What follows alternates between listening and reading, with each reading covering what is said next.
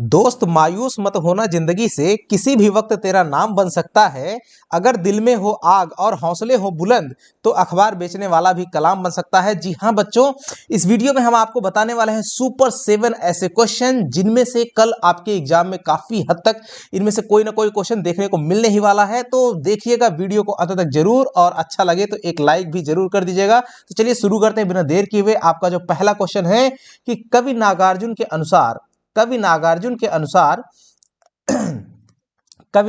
अनुसार फसल क्या है। ये काफी इंपॉर्टेंट क्वेश्चन है, वेरी वेरी वेरी। इसमें मैंने आपको सुपर 7 कहा तो 7 के सातों क्वेश्चन एक से बढ़ के एक हैं। देखिए इसमें क्या आंसर लिखेंगे। कवि नागार्जुन के अनुसार फसल ढेर सारी नदियों का जादू, लाखों करोड़ों लोगों के हाथों के स्पर्श की गरिमा तथा हजारों हजारों हजार खेतों की मिट्टी का गुणधर्म है। नदियों के जल से खेतों की सिंचाई होती है और फसल लहलहा उठती है। फसल उगाने में लाखों करोड़ों मेहनतकश किसानों के हाथों का स्पर्श होता है। मिट्टी अपने रस से बीजों को अंकुरित करती है और उसका पोषण कर फसल के रूप में तैयार करती है। इसी कारण कवि ने फसल को उपर्युक्त नाम से संबोधित किया है, यानी कि राइट, फसल के नाम से संबोधित किया। उपर्युक्त नाम मतलब क्या है? फसल। राइट, फसल क्या है। अब बढ़ते हैं question number 2, super duper hit question. Kashi में हो रहे कौन से परिवर्तन बिस्मिल्लाह खान को व्यथित करते थे? तो काशी में देखिए, काशी जो संगीत साहित्य और साधना की परंपराओं के लिए प्रसिद्ध थी, अब वहां की परंपराओं में परिवर्तन आ गया था। गायकों के मन में संगतकारों के प्रति आदर नहीं रहा। घंटे किए जाने वाले रियाज को कोई नहीं पूछता था। संगीत साहित्य आधार की अधिकतर परंपराएं समाप्त हो गई थी। इन सबको देखकर बिस्मिल्लाह खान व्यथित हो उठे थे।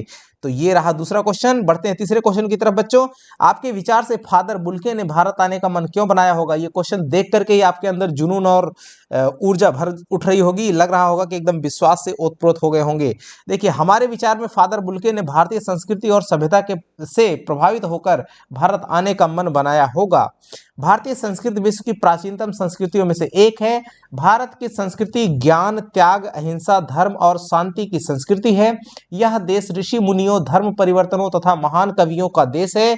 इन सभी कारणों से फादर बुल्के ने भारत आने का मन बनाया होगा। तो ये रहा आपका तीसरा क्वेश्चन। बढ़ते हैं चौथे क्वेश्चन की तरफ बच्चों। साहस और शक्ति के साथ विनम्रता हो तो बेहतर है। इस कथन पर अपने विचार को लिखिए। तो क्या लिखोगे?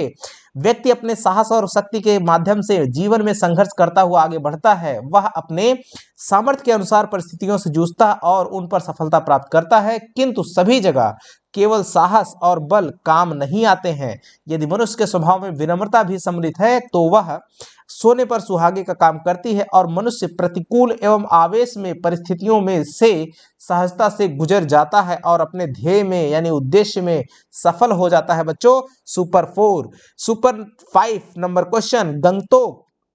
गंतोक को मेहनतकश बादशाहों का शहर क्यों कहा गया है? Very super important question. देखिए, गंतोक जिसको मौके पर गंगटोक कहा जाता है, को मेहनतकश बादशाहों का शहर इसलिए कहा गया है क्योंकि यहाँ के लोगों को बहुत मेहनत करनी पड़ती है। पहाड़ी क्षेत्र के कारण पहाड़ों को काटकर रास्ता बनाना पड़ता है। पत्थरों पर बैठकर औरतें पत्थर तोड़ती हैं। उनके हाथों में कुदाल व हथौड़े होते हैं। उनकी पीठ पर बांधी टोकरी में उनके बच्चे भी बंधे हुए रहते हैं। उनका मातृत्व और श्रम साधना साथ साथ देखी जा सकती है। बच्चों, यहाँ की पहाड़िने यानी कि जो महिलाएं हैं, पहाड़ी महिलाएं हैं, उनको पहाड़िने बोला जा रहा है। पहाड़िने ही रास्ता बनाती युवतियां बोक पहने चाय की पत्तियां तोड़ती हैं। जो ड्रेस पहन करके चाय की पत्तियां जो आगे थैली बना करके रखते हैं, उस ड्रेस को बोलते हैं बोक। बच्चे भी अपनी माँ के साथ काम करते हैं, इसलिए गंतोक यानी गंगटोक को मेहनतकश बादशाहों का शायर नहीं है, ये शहर है। बच्चों सही कर लेना, शहर कहते हैं। ये रहा आपका सुपर 5 नंबर का क्वेश्चन। सुपर 6 नंबर का क्वेश्चन। भोलानाथ अपने साथियों को देखकर सिसकना क्यों भूल गया? जल्दी से आंसर लिखेंगे। बालक का स्वभाव होता है अपने हमजोली देखकर उनके साथ रहना, घूमना फिरना, खेलना पसंद करता है। बालक भोलानाथ जब अपने पिता की गोद में सिसक रहा था, तब रास्ते में उसे अपने मित्र दिखाई देते हैं, तो अचानक उसका सिसकना बंद हो जाता है और अपने पिता की गोद से उतरकर अपने मित्रों के पास जाने की इच्छा व्यक्त करता है। भोलानाथ भी अपने मित्रों के साथ खेलना चाहता है।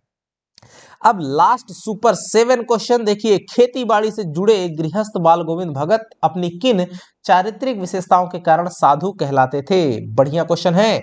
बाल गोविंद भगत गृहस्थ थे, वे साधु तो थे परंतु वैसे साधु नहीं जैसा सामान्यतः माना जाता है। वे साधुओं जैसे कपड़े ना पहनते थे और वैसे धार्मिक अनुष्ठान नहीं करते थे जैसा कि साधु लोग करते थे। बाल गोविंद अपनी निम्नांकित चारित्रिक विशेषताओं के कारण साधु कहलाते थे। देखिए कौन कौन सी चारित्रिक विशेषताएं थी। पहला, वह कभी झूठ नहीं बोलते थे और खराब व्यवहार नहीं रखते थे। दूसरा, वह स्पष्टवादी थे और किसी से बेवजह का झगड़ा मोल नहीं लेते थे। तीसरा, वह दूसरों को की किसी चीज या स्थान को अपने व्यवहार में नहीं लाते थे। चौथा, वह अपने खेत में उत्पन्न वस्तु को कबीरपंथी मठ में ले जाते थे, वहां से प्रसाद स्वरूप जो मिलता था उसे घर लाकर अपने अपना गुजर, यहाँ पे लिखा जाएगा गुर्जर लिखा हुआ है, अपना गुजर चलाते थे। राइट। और लास्ट है, वह सुख दुख की भावना से ऊपर थे। तो ये रहा बच्चों आपका सुपर 7 क्वेश्चन। तो कैसा रहा कमेंट करके जरूर बताना, और अच्छा लगा वीडियो तो एक लाइक करना बिल्कुल मत भूलना। ठीक है बच्चों, मिलेंगे जल्द ही आपको नए वीडियो के साथ में, तब तक के लिए नमस्कार, जय हिंद बच्चों।